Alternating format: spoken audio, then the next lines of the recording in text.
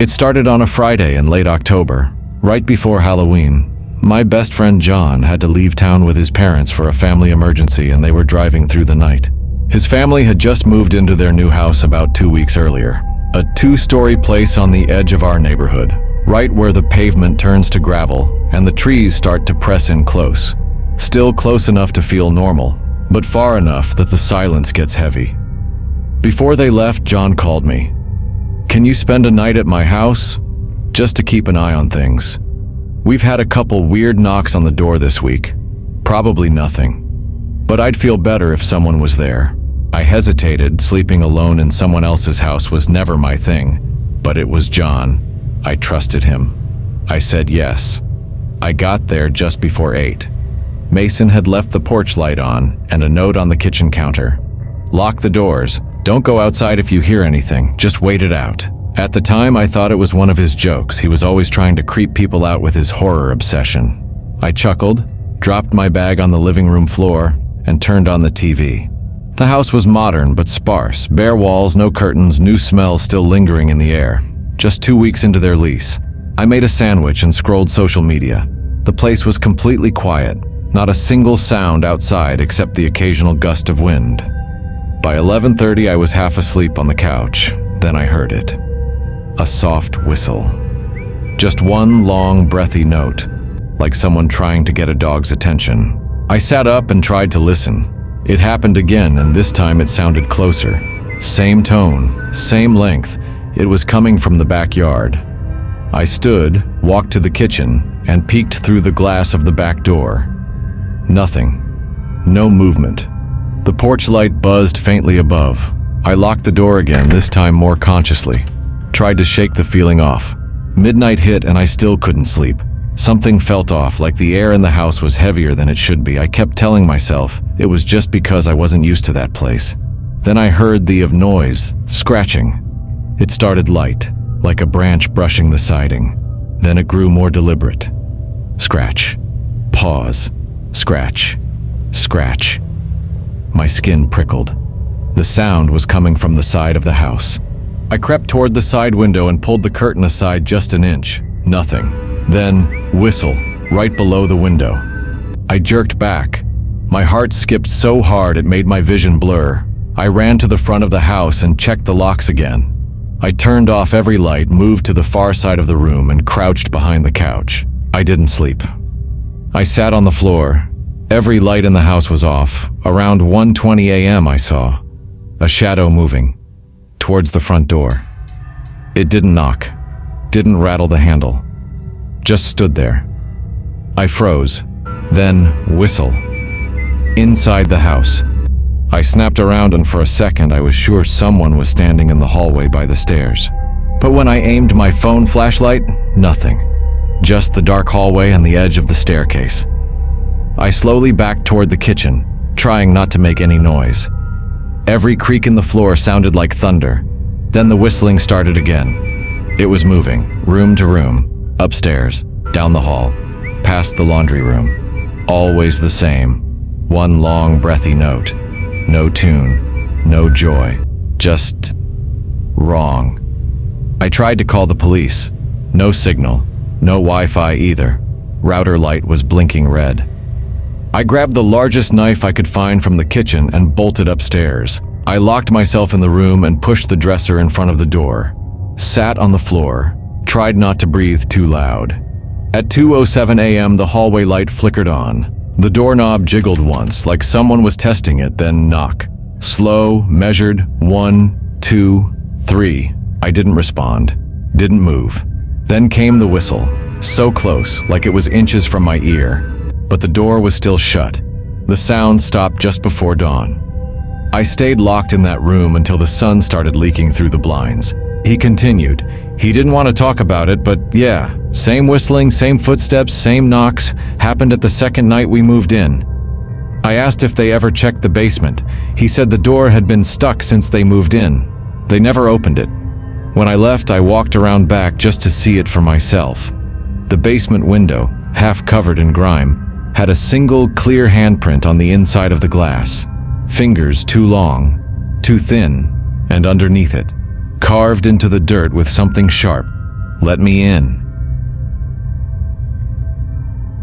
This happened in late March, about 2 months ago. My mom and younger sister went to visit my aunt in Tennessee for the weekend. I couldn't go because I had to work Saturday morning, so they left Friday afternoon and I stayed home by myself. It wasn't a big deal. I was used to it. I've got the house key, the alarm code, and our neighborhood's one of those super quiet suburbs where nothing ever happens. The kind of place with dog parks, monthly potlucks, and a Facebook group that goes crazy if someone's mailbox gets knocked over. That first night was uneventful. I ordered pizza, watched a couple episodes of The Bear, fell asleep on the couch with the lights still on. Saturday morning, I worked an early shift and got back home around 3 p.m. I made a frozen burrito, played Xbox, and took a nap around 6. Nothing weird. Until later that night, that's when things started getting off. The kitchen light was on, soft yellow light glowing down the stairs and across the tile. I froze for a second. I knew I'd turned it off earlier. I always do, especially when I'm alone. It's just habit. My mom's obsessed with keeping our electric bill low, and she's drilled that into me since I was 10. Still, I figured maybe I forgot. Maybe I meant to turn it off but didn't. I walked downstairs barefoot and checked the kitchen. Empty. Nothing out of place.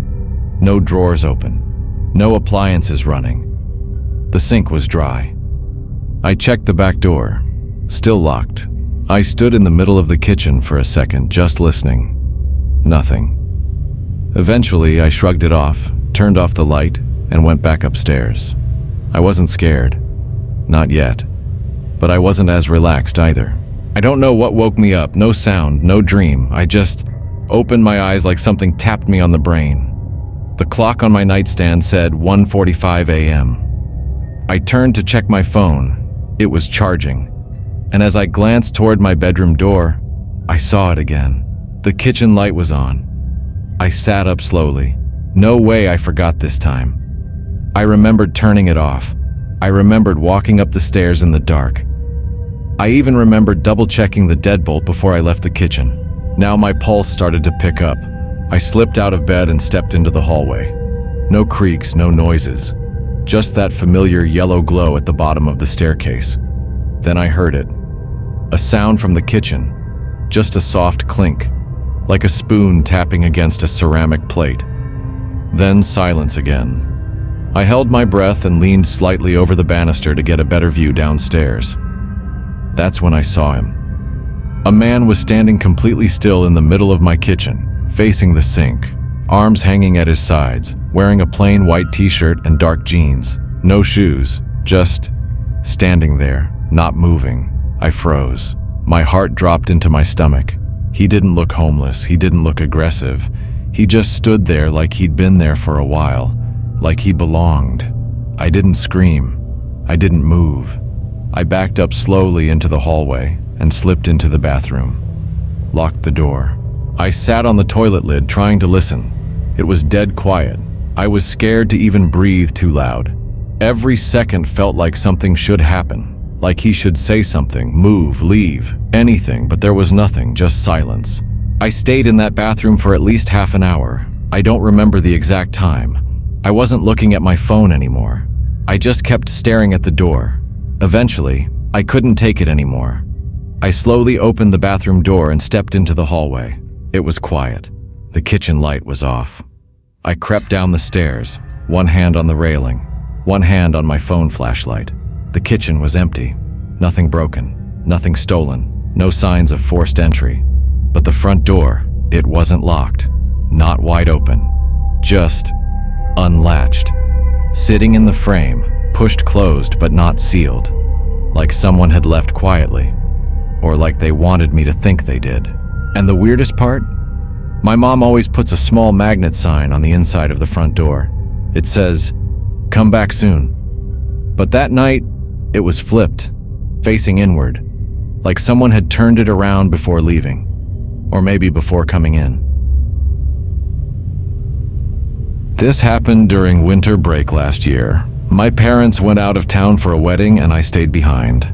I was supposed to fly out and meet them a few days later, but because of some icy weather, my flight got delayed. They told me to stay put and keep the house locked up until they got back. I didn't mind. I had the whole house to myself for 3 nights. No curfew, no chores, just me, junk food, and Netflix. It was the second night when things started to get weird. I was in the living room halfway through a horror movie I'd seen a dozen times when the doorbell rang. It scared me. Not because of the sound, but because of the time. It was almost midnight. I paused the movie and sat there for a second, waiting to see if it was just my imagination. It rang again. I muted the movie and stood up. Who the hell rings a doorbell at midnight? I walked over slowly and peeked through the peephole. No one was there. I turned on the porch light. Still nothing. Just the empty sidewalk and the yard, dusted in snow. No footprints, no tire tracks. I waited another minute, then locked the door again and went back to the couch. Told myself it was probably just a glitch in the wiring. That night I stayed up late gaming. I was in the middle of a match when I heard it again. I froze. Same exact tone, same exact pause between rings. I stood up and turned off the lights in the hallway before walking to the front door. This time I didn't even look through the peephole, I just waited. About 10 seconds passed, then I heard it again. Not the doorbell. Knocking. 3 slow knocks. I stepped back from the door. Then I noticed something on the floor, just inside the door, just barely sticking out from under the doormat. A piece of paper. I opened the door slowly. No one was there. Just cold air and silence. I picked up the paper and brought it inside. It was blank on one side. On the other, in handwriting that didn't look right, too perfect, almost like a printer, it said, "Don't forget to answer." I didn't sleep. Every sound the house made, pipes shifting, the fridge clicking on, made me jump. I stayed in the living room with all the lights on, phone charged in my hand, ready to call the police. But nothing happened. No more knocks, no more doorbell, just silence. When the sun came up, I went outside and checked the porch.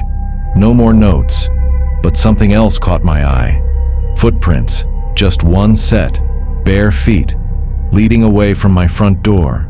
Not toward the sidewalk, not toward the street, but around the side of the house. I followed them carefully, step by step, until they reached the back fence and just stopped. No more prints, no sign of someone jumping the fence, no return path, just vanished. That evening I couldn't sit still. Every time the wind blew, I checked the windows, I locked and relocked every door, I even slid a chair under the handle of the back door. I kept thinking about that note. Don't forget to answer. What was I supposed to answer? The door? A question? The knock? I was overthinking everything.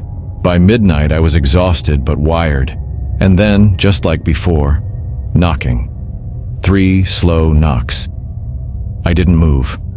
I stood there, heart racing, staring at the door. I whispered, "Who is it?" No answer. Just another knock. Slower this time. I slowly stepped closer. And this time, I looked through the peephole. There was a man standing there. His head was tilted toward the door like he was listening. But here's what made my skin crawl. He wasn't standing on the porch. He was standing on the railing, balanced perfectly, like he'd been waiting for me to look. He didn't knock again.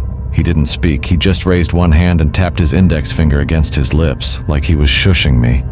And then he smiled. Wide. Too wide. By the time the police arrived, the man was gone. No footprints, no sign of forced entry. The officers took it seriously, but there wasn't much they could do. They stayed a while, then left. I packed a bag and left to stay at a friend's place. My parents got home the next day. We installed cameras and floodlights. But here's the part I never told anyone. Not the police, not my mom, not even my best friend. When I got back a week later, I found a small piece of paper taped inside my bedroom closet. Same handwriting, same perfect letters. It said, "You answered." This happened during my last winter break. My parents had gone to visit my aunt and uncle in Connecticut for a few days. I told them I will stay behind and take rest. Our house isn't anything special. 4 bedrooms, 2 stories, built in the late 80s. A lot of beige carpet, wood paneling, old heater that groans when it kicks on. I've lived there my entire life.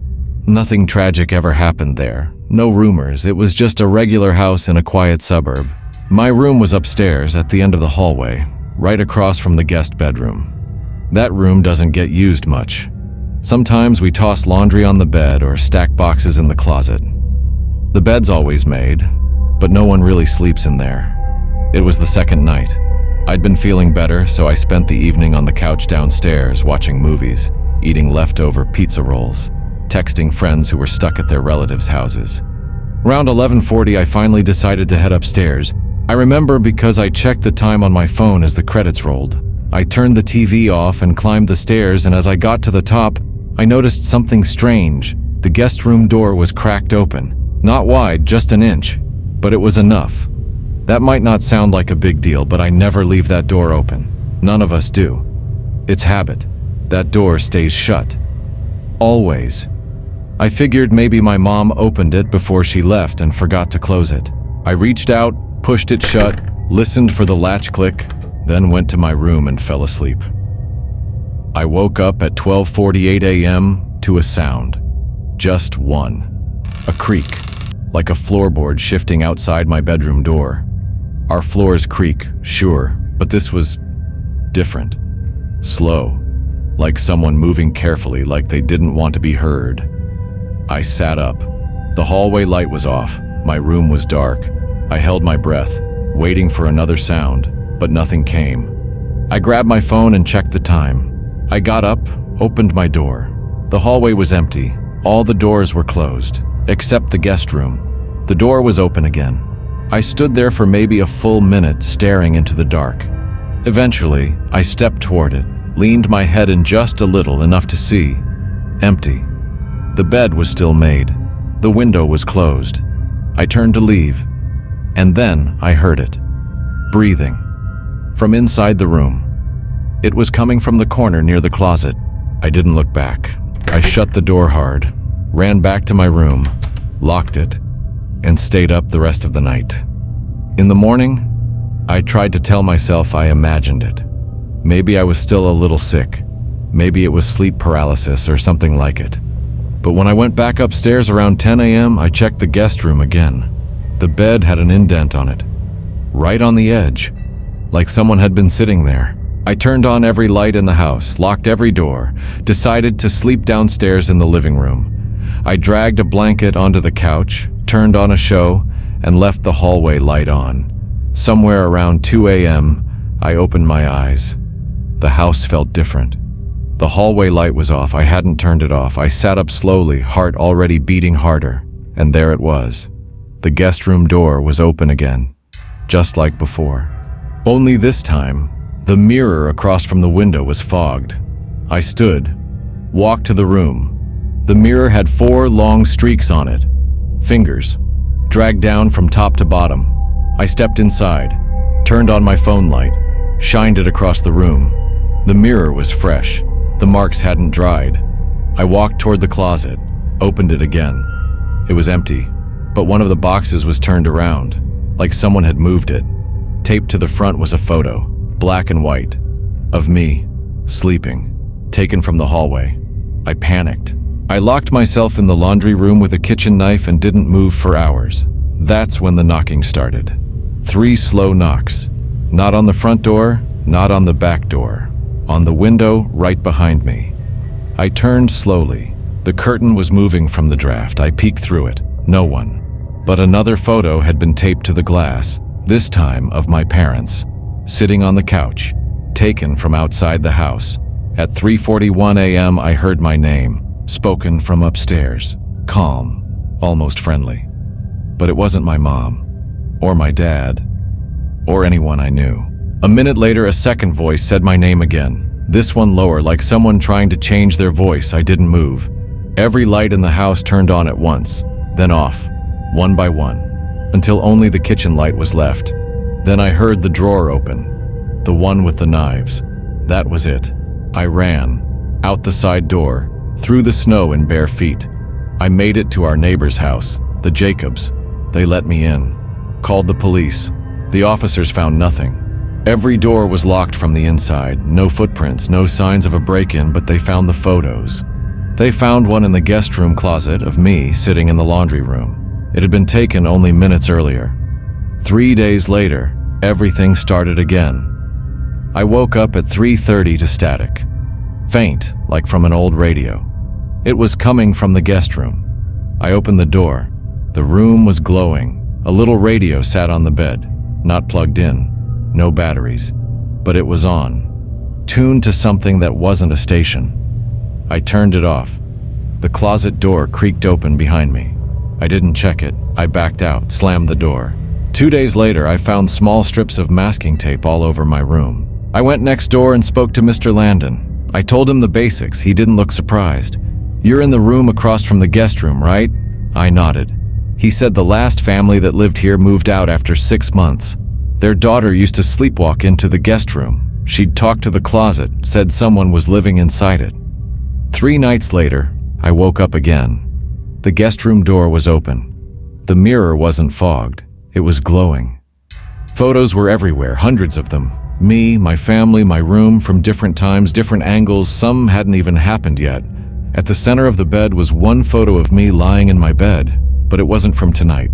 It was from a version of tonight where I never got up, where I stayed asleep, and in the doorway of that photo was me, watching, smiling.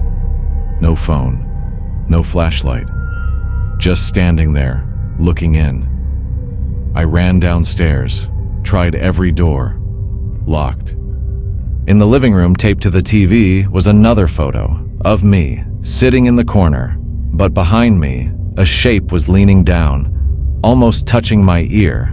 The timestamp said 3:57 a.m. I checked the clock. It was 3:48. When the police found me the next morning, I was unconscious in the guest room. They said I passed out. My vitals were fine. They never found the photos. The tape was gone. The mirror was clean, but inside my room, above the doorframe, one piece of tape remained. On it, in tiny handwriting, someone had written, "This one opens easier now." Thank you to everyone who listened to my story. If you like this, don't forget to like and subscribe.